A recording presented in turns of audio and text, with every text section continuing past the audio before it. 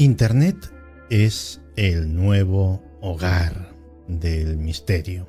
Y no lo digo porque los contenidos de misterio, sea en YouTube, sea en blogs o sea en podcast, sean probablemente de los más exitosos, de los más difundidos en la red. No, eso es un reflejo, eso es el pálido reflejo de un hecho sorprendente, y es que Internet es un universo paralelo, un mundo con entidad propia, que tiene sus propios misterios, sus propios barrios bajos, su propia cara oculta.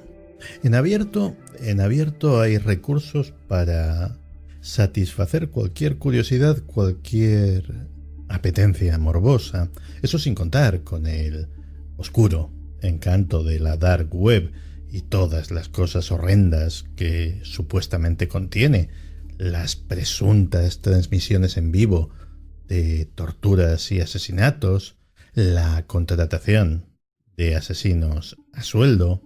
Son los barrios bajos, los barrios peligrosos de Internet, en los que pues no conviene demorarse demasiado. Y también en ese mundo paralelo hay cementerios, esos perfiles abandonados de personas que han fallecido y que permanecen online, pues no se sabe muy bien si como homenaje o simplemente por dejadez, pero son una especie de lápidas virtuales que te puedes encontrar aquí y allá. Ha habido quien ha tenido la desagradable experiencia de enterarse de que había estado, por ejemplo, intentando ligar con una persona muerta, lo cual daría para un bonito relato de terror, ¿verdad? Son como fantasmas de Internet. Fantasmas como ese blog tan cutre de cosas frikis que hiciste en el año 2002 y que todavía anda por ahí rulando con tu nombre y algunas fotos que no te gustaría que viese nadie de las personas que te conocen actualmente. Vamos dejando un fantasma nuestro cuando todavía estamos vivos. A lo mejor en un futuro nuestros descendientes, nuestros nietos, pueden entretenerse intentando averiguar quiénes somos, quiénes fuimos, reconstruyendo nuestra vida, nuestras opiniones, nuestras actitudes, nuestros pensamientos a través de la huella que vamos dejando en las redes sociales. YouTube, Autolitus Channel. La tecnología, lejos de ser un enemigo del misterio, se ha convertido siempre en un aliado. Cada avance tecnológico ha tenido sus nuevos fenómenos, vamos a llamarlos anómalos o paranormales, asociados a ella. Nikola Tesla o Thomas Edison intentaron utilizar la tecnología para hablar con los muertos o con los habitantes de otros planetas. La invención de la televisión, de la radio, de la grabación de sonidos trajo consigo la transcomunicación instrumental. Y no sé si Internet ha traído algún tipo de avance en esto de hablar con los muertos, pero os aseguro que ha traído avances en lo de hablar a los muertos. Esos perfiles que os decía antes, esos perfiles abandonados o no, de personas fallecidas, cada vez reciben más comentarios, cada vez más personas dejan comentarios en los muros de las personas que ya no están, en lugar de visitar sus lápidas. ¿Y sabéis qué? Para estas personas, estas páginas de perfil no son solo manifestaciones o recuerdos o restos de una persona fallecida, sino que ofrecen una conexión tangible con los que ya no están. Esas personas creen que están siendo escuchadas por el ser querido, por el que están de duelo. En Internet, por ejemplo, empieza a haber problemas con la muerte con respecto a las herencias. ¿Quién hereda mis bitcoins, por ejemplo? ¿Y cómo puede acceder a ellos? ¿Y tengo que especificar en mi testamento a quién cedo la gestión de mis cuentas en las redes sociales? Si quiero que este albacea digital las borre o las mantenga. y mi música y mis libros. Porque yo, por ejemplo, pues he invertido dinero en iTunes, he invertido dinero en Amazon. ¿Quién va a heredar o quién podría heredar mis libros, mis grabaciones digitales? Y eso podría ir pasando de generación en generación. Alguien terminaría heredando la biblioteca digital de su abuelo, de su bisabuelo, como sucede con las bibliotecas reales. La muerte en Internet, como veis, es algo realmente complicado.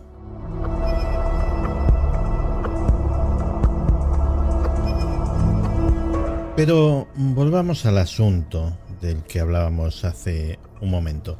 Hablar con los muertos. En Internet puedes encontrar soluciones para conseguir el milagro, para hablar con los difuntos. La solución más popular, más extendida, es conseguir una caja fantasma, o una caja de fantasmas, o una caja de espíritus. En inglés se llaman Ghost Box o Spirit Box. Puedes acudir a Amazon y comprar una física, una completamente real, o bajarte cualquiera de las muchas aplicaciones que hay para smartphone, por ejemplo, que cumplen esta función. Pero vamos a ver, ¿qué es una caja de espíritus?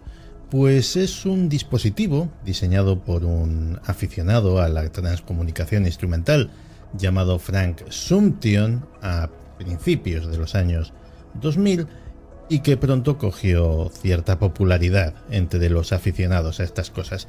Esencialmente es una radio configurada para barrer constantemente emisoras y frecuencias a una velocidad muy rápida y sin detenerse en ninguna en particular. Cuando decimos una velocidad muy rápida estamos hablando de milésimas de segundo, o sea, un barrido extremadamente rápido. Pues bien, en ese barrido extremadamente rápido a veces surgen voces que incluso pueden responder a las preguntas formuladas por el investigador, o al menos eso es lo que afirman los que creen en estas cosas, aunque también la caja de espíritus tiene sus detractores que afirman que todo el asunto no se debe más que a la paridolia, que en este caso sería paridolia sonora, donde simplemente hay ruido, pues el investigador cree escuchar palabras. Hasta hace relativamente poco esto era un aparato muy especializado y no precisamente fácil de conseguir, pero llegaron los smartphones, llegó el mundo de las aplicaciones móviles y ahora todo el mundo que lo desee, que es más gente de la que os podríais imaginar, puede tener una caja de espíritus en su propio teléfono.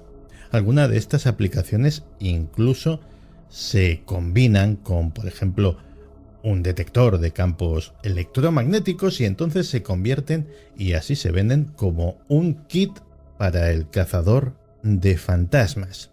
Un kit con el que primero, con el detector de campos electromagnéticos, pues averiguas si estás en algún sitio con energías anómalas y luego, con la caja de espíritus, pues puedes intentar comunicarte con esas energías. Autolitus Channel. Y todo esto no es tan nuevo como pudiéramos pensar. La presunta capacidad de las entidades paranormales, espirituales, de los fantasmas, para establecer contacto a través de un ordenador, fue comprobada, al parecer por primera vez, en Alemania en 1980. Un investigador recibió un mensaje espontáneo que primero apareció como una serie de letras inconexas, luego palabras y finalmente como una serie de frases que se referían claramente a un amigo fallecido de este investigador. 4 años más tarde, en 1984, un profesor inglés afirmó haber intercambiado mensajes, supuestamente no se trataba de correo electrónico, durante más de 15 meses con un grupo de entidades avanzadas que, según él, vivían en el año 2019, así como con un hombre de 1546. con la perspectiva del tiempo, lo de las entidades avanzadas en 2019 casi que no. Así que a Kenneth Webster, que así se llamaba este caballero, pues le podríamos decir que en todo caso se trataría de espíritus burlones. Lo cierto es que desde entonces el fenómeno no ha hecho más que crecer. Si hoy en día hacemos una búsqueda rápida de vídeos en YouTube sobre este tema, pues nos encontraríamos con cientos de resultados de personas que afirman que sus dispositivos electrónicos, ordenadores, tablets, impresoras, consolas de videojuegos están embrujados o poseídos, ya sea de forma espontánea o por medios remotos como aplicaciones embrujadas. Y en foros y redes sociales abundan las historias tan anónimas como apócrifas de gente que dice recibir mensajes de texto y correos electrónicos de los muertos. Uno de los casos más curiosos es lo que sucede con los usuarios de la cámara de la consola Xbox, que algunos informan de curiosos incidentes en los que esta cámara, que rastrea el movimiento humano, pues para algunos juegos interactivos, a menudo detectaba a segundos jugadores cuando no había nadie más en la sala. Eso llevó al investigador Graham Lewis a crear un dispositivo de detección basándose en esta cámara, un dispositivo para detectar e incluso grabar fantasmas, con el que dice que ha obtenido algunos resultados impresionantes e inesperados.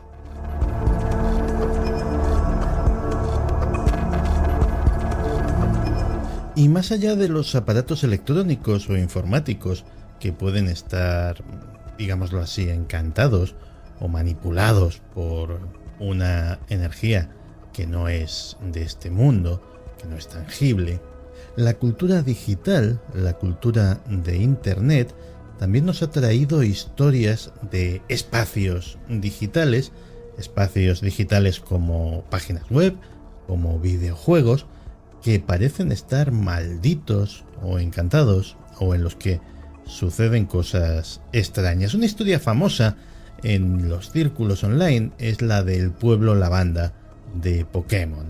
Si queréis buscarlo en internet, podéis buscar el síndrome del pueblo lavanda. Y tiene interés porque es la primera leyenda urbana digital propiamente dicha. Según la historia, el síndrome del pueblo lavanda ocurrió durante un periodo de 2 semanas justo después del lanzamiento de los juegos Pokémon Rojo y Verde, que fue en 1996. Supuestamente, la banda sonora que se escuchaba mientras caminabas por esta parte de la geografía del juego, por el pueblo lavanda, provocaba que los jugadores, esencialmente niños, comenzasen a sentirse alterados, estresados, angustiados. Incluso se rumoreaba que esa música había llevado a algunos al suicidio. La historia es completamente falsa, se ha demostrado en múltiples ocasiones, pero da igual, porque esa historia terminó tomando vida propia en línea y, bueno, pues ha provocado múltiples, por ejemplo, vídeos de YouTube, incluso personas que han intentado emular esos sonidos, esa música siniestra a través de dispositivos electrónicos, y afirman que han conseguido la verdadera música del pueblo lavanda, todo para acumular unos cuantos clics y unos cuantos likes. Esto desde luego es una leyenda urbana, un creepypasta, pero hay espacios digitales, espacios virtuales, donde pasan cosas genuinamente extrañas.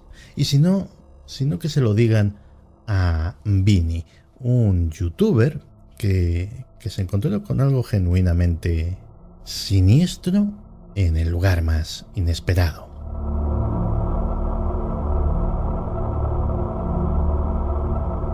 Uno de los clásicos del misterio son los pueblos abandonados y también los lugares abandonados, fábricas, estaciones, casas solariegas, ese tipo de sitios, lugares abandonados que prácticamente todos tienen sus leyendas de fantasmas, lugares a los que van los aficionados a estas cosas, pues a hacer psicofonías, por ejemplo. Y en el mundo digital también hay lugares abandonados. A veces no son pueblos, son directamente mundos enteros. Son los mundos de esos juegos multijugador, en línea, juegos al estilo de el World of Warcraft, que es el más famoso de todos, que, bueno, pues no todos han tenido el mismo éxito y algunos han desaparecido, han perdido todos sus jugadores.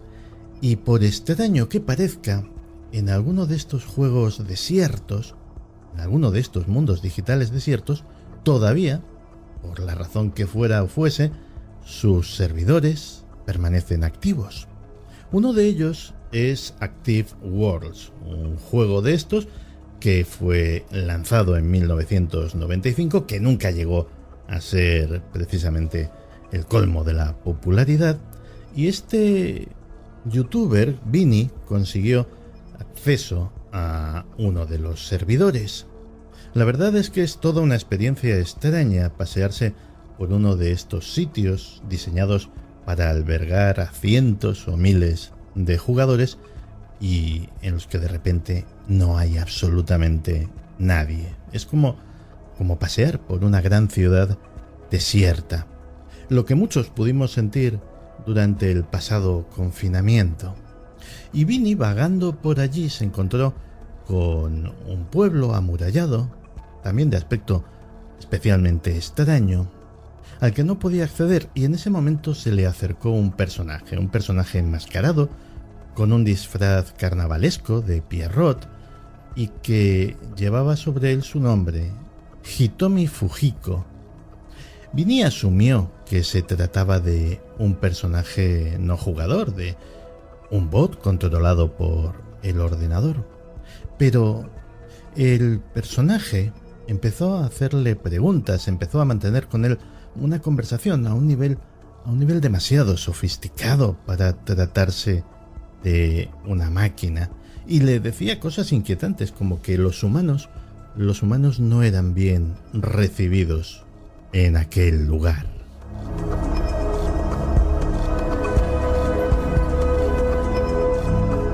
Cuando la cosa comenzó a ponerse especialmente inquietante fue cuando este personaje empezó a hacer preguntas extrañas sobre sí mismo. Empezó a preguntarle a Vini: ¿soy real? ¿Sabes si soy real? La verdad es que nunca sabremos si este personaje formaba parte del juego o tal vez fue una aberración, un fantasma digital que se formó de alguna forma en aquel servidor después de llevar décadas deshabitado, o simplemente era otro ser humano. Pero ¿qué hacía allí, vagando como un alma en pena por ese universo vacío, haciendo esas preguntas tan extrañas al único desconocido con el que se habría encontrado en meses o puede que en años? En este caso estamos hablando de un juego que en principio era completamente normal y que se ha convertido en un lugar extraño, pues por el abandono, como le sucede a esas casas abandonadas que hay en las afueras de algunos pueblos. Pero luego hay juegos que han nacido siniestros, que han nacido extraños, que han sido hechos así a propósito, aunque no se sabe muy bien precisamente con qué propósito.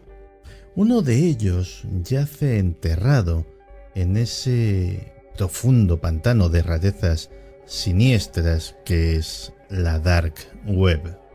Se llama Sad Satan, triste Satán, y al parecer solo se puede acceder a él por invitación, y una de esas invitaciones cayó en manos de los responsables de un canal de YouTube llamado Obscure Horror Corner.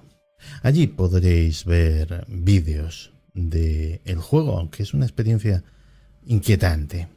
Es un juego en primera persona al estilo del clásico Doom, que en principio no parece tener más objeto que ir explorando un laberinto formado por oscuros y lóbregos corredores y acompañado de sonidos inquietantes, lloros, gritos, jadeos, murmullos, Autolitus. músicas disonantes, hasta un discurso de Hitler parece sonar de fondo en algún momento.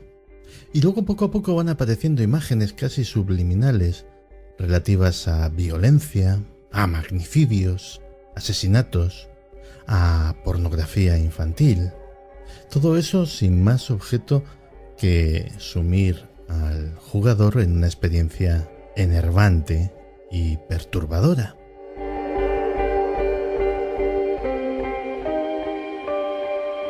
Y el caso es que aquellos que afirman haber jugado al juego, pues coinciden todos en que la experiencia no ha sido en absoluto buena. El juego tiene efectos secundarios como ansiedad, ataques de pánico, confusión, cosas que no parecen justificadas por lo que a simple vista y de forma objetiva parece un juego bastante insulso, siniestro pero insulso. Pero esos efectos secundarios no solamente se limitan al jugador. La máquina, el ordenador, también parece sufrirlos. Se habla de ordenadores que su rendimiento baja dramáticamente, o que se cuelgan, o que se estropean, y que el juego toma el control de la conexión a Internet y manda a no se sabe quién un fichero encriptado generado por el propio juego y cuyo propósito y contenido son absolutamente desconocidos. Pero vamos, si esto os parece extraño, ¿qué me diríais si os hablo de una cuenta de Twitter maldita? En 2016 apareció en Twitter una cuenta que se sigue llamando, porque ahí está, Cursed Images, imágenes malditas. ¿Qué es lo que hay en esa cuenta? Pues imágenes grotescas, algunas muy inocentes, otras muy perturbadoras, imágenes de las que solamente se da una explicación. Todas estas imágenes están malditas, lo cual no parece importar gran cosa a los 150.000 seguidores de la cuenta, pero las imágenes son especiales, son raras, son chungas. Consiguen despertar el malestar, la incomodidad, incluso la repugnancia. Algunas veces sin saber por qué, sin que lo justifique el contenido objetivo de la imagen. Pero todo esto son meros juegos de niños si lo comparamos con posiblemente la más tremenda historia, el más tremendo misterio, el rumor más espantoso, o puede, esperemos que así sea, simple leyenda urbana que corre por internet. Se trata de algo que ya de por sí tiene un nombre sugerente e inquietante: las habitaciones rojas.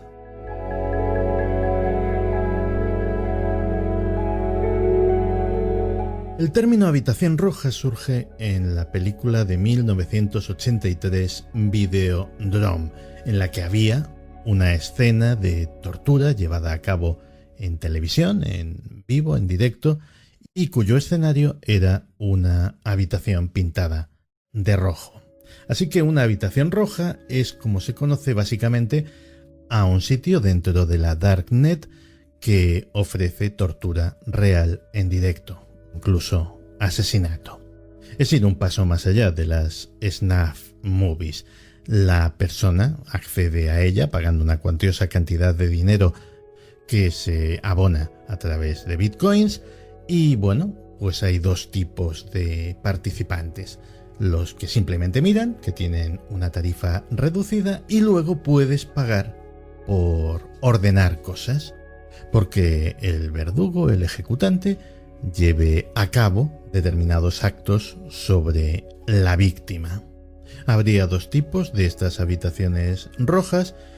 Uno de ellos, que podríamos denominar entre comillas legal, sería básicamente porno sadomasoquista interactivo.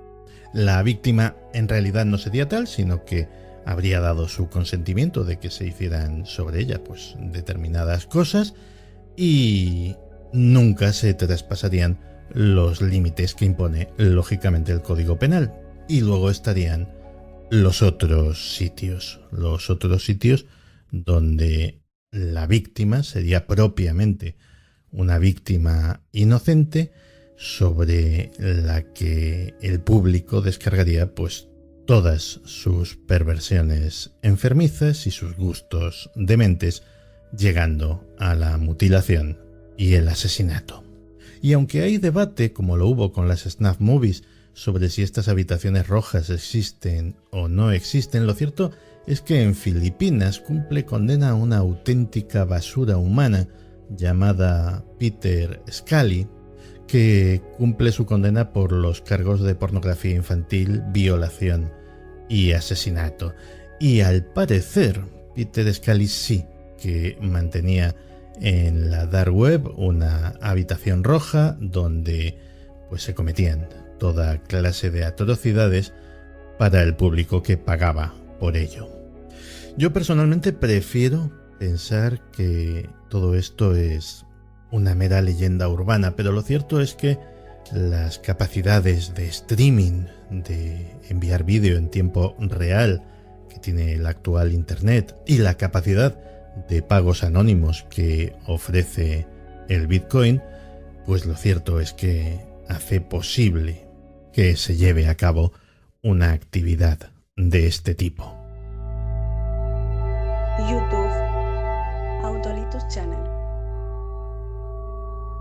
Y luego hay cosas más clásicas, cosas como por ejemplo muertos que te mandan correos electrónicos. Eso es lo que sucedió con un hombre llamado Jack Froese, que murió de una arritmia cardíaca y 6 meses después, pues sus amigos comenzaron a recibir mensajes, y no por la Ouija, ni a través de sueños, ni nada por el estilo. Comenzaron a recibir mensajes de correo electrónico, mensajes de su amigo fallecido. Hombre, ya sé que estáis pensando que un correo electrónico es algo relativamente fácil de hackear. El problema es que esos mensajes, la mayor parte de las veces, se referían a cosas que solamente el fallecido podía conocer. Y lo más inquietante de todo, eran mensajes que se referían a cosas que estaban sucediendo en ese momento, en el momento mismo de recibirlos. Es decir, uno de estos amigos, pues por ejemplo, se enciende un cigarrillo y automáticamente ¡ping!, suena la campanita del correo y es un mensaje de su amigo fallecido diciéndole algo así como: oye, ¿no crees que ya has fumado bastante por hoy? Es más, deberías dejarlo, es un mal hábito. En fin, son los misterios digitales. Algunos, como este último, pues no son sino versiones informáticas o versiones puestas al día de misterios más clásicos, más conocidos. Otras son cosas pues feas, cosas terribles que hacen los seres humanos en el mundo digital, exactamente igual que lo han hecho siempre en el mundo analógico. Y otras son, pues como hemos visto, cosas extrañas, grotescas, cosas incalificables que posiblemente tienen su propia categoría. Pero como decíamos al principio, este nuevo reino, esta nueva realidad que al principio teníamos la ilusión de que la habíamos construido nosotros, pero ahora está bastante claro que crece, se desarrolla, evoluciona como si tuviera vida propia y posiblemente de alguna forma la tenga. Este nuevo reino, esta nueva realidad, se ha revelado como un reino y una realidad en la que también habita el misterio, en el fondo como lo han hecho en todos los territorios inexplorados en los que se ha adentrado el ser humano. Algo como aquellos mapas antiguos en los que en determinadas zonas en las que nunca se había adentrado ningún explorador, simplemente había un rótulo que decía: aquí Aquí habitan monstruos.